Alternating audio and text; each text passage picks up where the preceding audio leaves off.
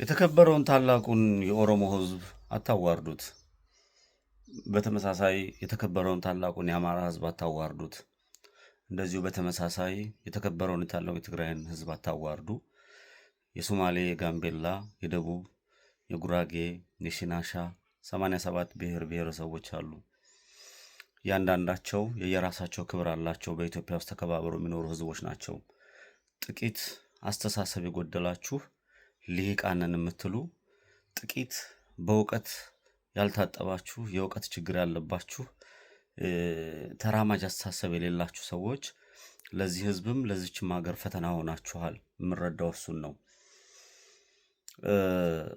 እኔ በየትኛውም አቅጣጫ ሊሆን ይችላል፣ በየትኛውም ሰፈር፣ በየትኛውም መንደር ስለ ፍትህ ለሰከንድ አይኔን አልከድንም። ስለ ፍትህ ካልተናገርኩኝ ፍትሃዊ ሰው አይደለሁም። አንድ እውነት ሰው ያልተረዳው እውነት አንድ እውነት አለ። አማራነት የመንግስተ ሰማያት መርቶ አያገባኝም። ኦሮሞነቱ መንግስተ ሰማያት መርቶ አያገባውም። ትግሬነቱ፣ ጋምቤላነቱ መንግስተ ሰማያት መርቶ አያገባውም። ኢትዮጵያዊነቱ መንግስተ ሰማያት መርቶ አያገባኝም። አያገባንም። ወደ መንግስተ ሰማያት ወደምናስመው ወደ ጽድቅ መንገድ ወይም ደግሞ ሁሉም የሰው ልጅ የየራሱ ሃይማኖት አለው። ወደ ተሻለ ደረጃ ለወደፊቱ ዓላማው ሃይማኖት ያለው ዓላማ አለው።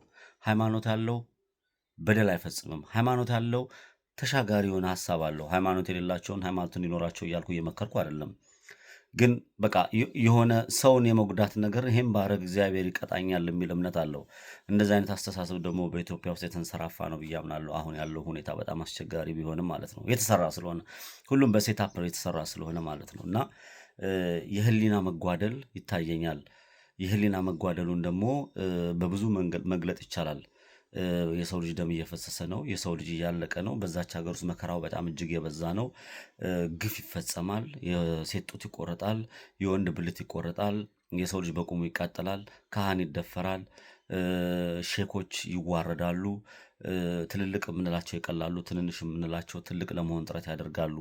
የመዛባት ነገር እመለከታለሁ። ይህን የመዛባት ነገር ማቆም የሚቻለው አሁንም ቆም ብሎ ማሰብ ሲቻል ነው።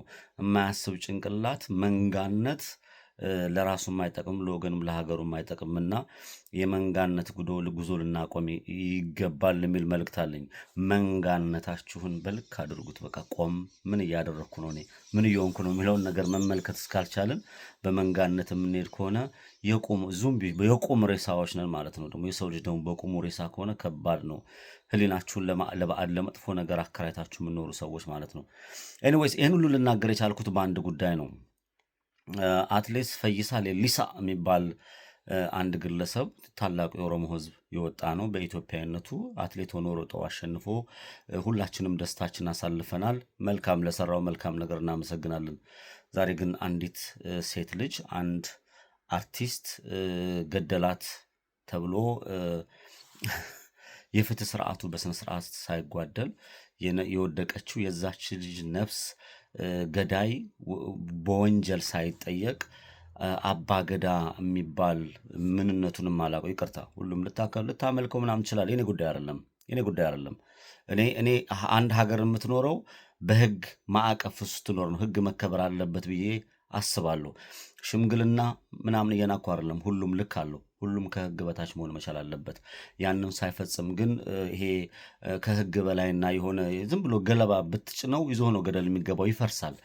በጣም በርከት ያላችሁ የኦሮሞ ልጆች ብሔርተኝነት ወይም ደግሞ ይሄ በጥላቻ የታወረ ትርክት ይሄ አባገዳ የሚባለው ወደፊት ይዞ ለመምጣት የምትሄዱበት መንገድ ቆም ብላችሁ ብታስቡ መልካም ነው እያስባለሁ።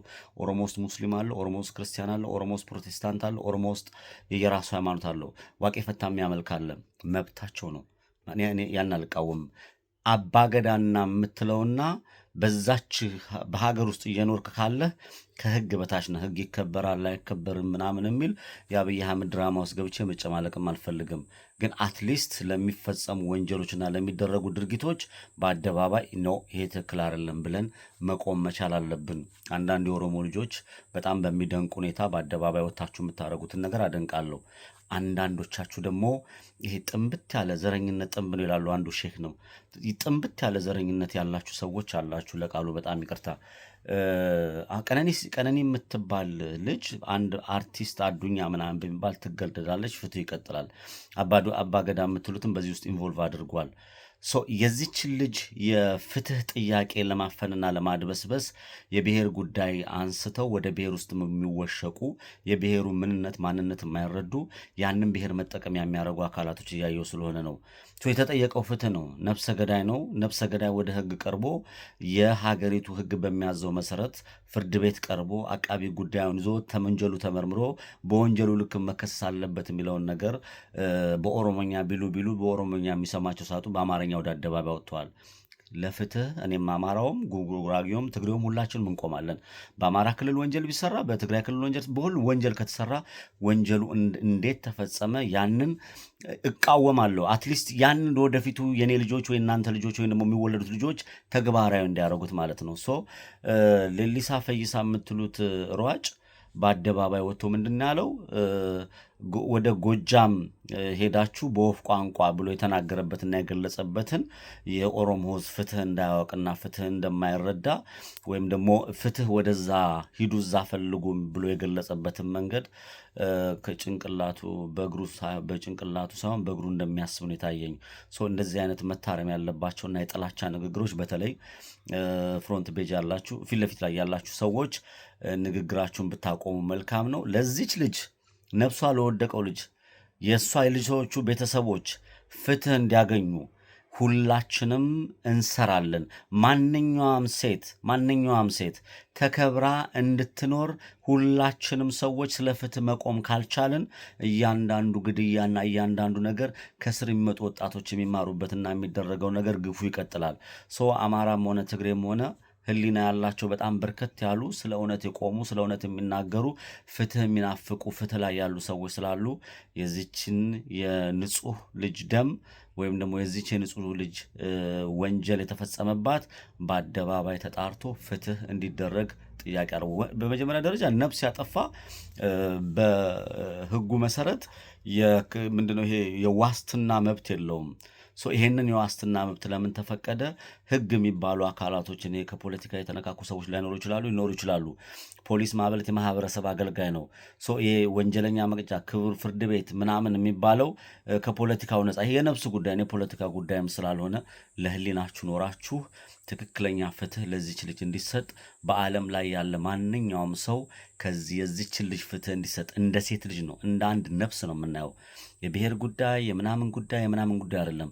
ፍትህ ለቀነኒ ብለን በአደባባይ ፍትህ ለማግኘት መስራት መቻል አለብን። ቁጣችንን መግለጽ ተገቢ ነው ብዬ አስባለሁ። ለቀጣይ ሌሎቶቻችን ሴፍ ይሆናሉ የሚል እምነት ስላለኝ ነው። የብሔር ጉዳይ አይደለም።